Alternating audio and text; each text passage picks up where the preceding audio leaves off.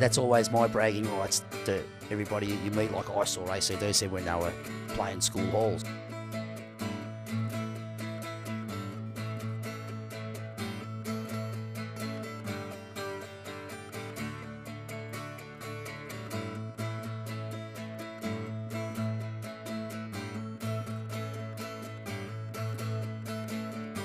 Steve came home from school one day and he said, "Mum, I'd like AC/DC to come to our school." Yeah, I was probably just sitting at home, listening to the record. It's the High Voltage AC/DC album. And I said to him, "Well, why don't you find out who the managers are or their phone number and give them a call?" Love to just watch them live. So I just thought maybe one day I thought maybe we can have a concert at school. This one special day, we were just presented with this on stage, and it's just consumed so many people's lives, the love for AC/DC and their music, and it's become part of our lives. The history of AC/DC being in Altona, the people that were there, yeah. The real short spiky hair with the little flared tails at the back. Like your skinhead jumper with the two stripes. Just recall Angus doing his famous sort of walk through the crowd, the girl, having all the girls screaming, all the kids screaming, sort of, going berserk. They were coming for a lunchtime concert. I was given the job of looking after them during the day, taking them to the canteen so they can get their lunches, salad rolls and chip rolls at the time, with twisties and potato chips on it and things like that. And then taking them back to the hall and looking after them in the hall. Yeah, after the show they come out and after we packed the hall up, I'm pretty sure Bon and Angus come out there kicking the footy, kicked the kick. They weren't very good, but they had a crack. The album that they were doing, I know for a fact, was High Voltage, what the High Voltage album was. And they absolutely sounded fantastic. It was just virtually like off the record. The soft spot would be that classic lineup with Phil Rudd on the drums, Mark Evans on the bass, the two young brothers and Bon Scott. That would be my favourite lineup.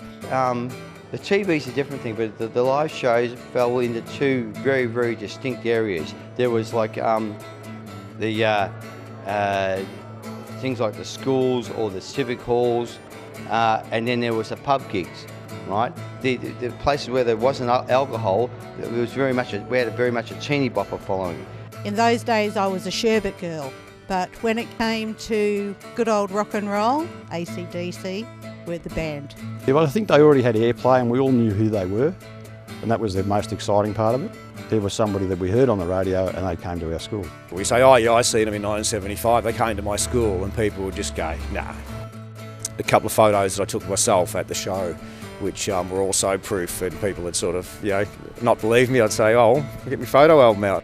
In Melbourne, I suppose it was fairly much a sherbet, skyhooks kind of culture and a countdown culture, whereas pretty much if you didn't watch Countdown on a Sunday night, you might as well not go to school because there was nothing much to talk about. But AC/DC were a different type of band, a bit more earthy, a bit more gritty, attracted a different group of people. But I think that a lot of people were converted on the day that they played at our school. I'd say, well, they really did. And then there was those few photos in books that were circulating that had the caption taken at Altona or Tech, and that was proof. So I started collecting those books. I had a look at the concert in the hall. There just wasn't enough light, and I thought, nah. At the end of the day, good pictures of Bon and Angus is what was required. As soon as I said, let's do it in the Dunnies, they thought it was terrific. Bon particularly.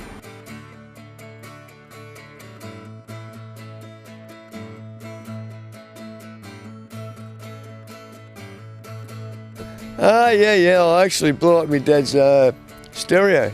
I was playing Bay Please Don't Go, and I had my tennis racket and I was jumping on the couch and thinking I was Angus. He gave me 5 kisses on there too. And I ran back to the school and it was really exciting. Never forgot it. It's 40 years ago now. Just always, and I've kept this all that time. I don't want to get an apprenticeship, I want to get a rock star. Like I say, I was a young guitar player at the time, and this was a band that I knew something about. The next thing they're put right in front of you, and I think after that I bought their record, became a fan, and followed their career from then on in. At that time, I just picked up playing the guitar.